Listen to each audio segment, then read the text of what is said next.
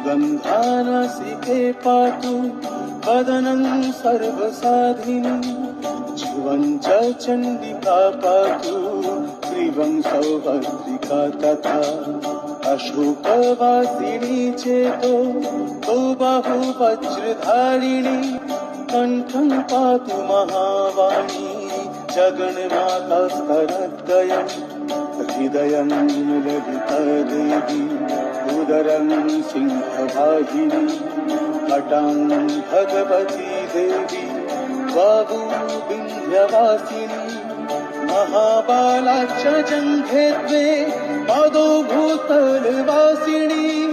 रक्ष मां सर्वभद्रेषु दुर्गे देवी नमोऽस्तुते।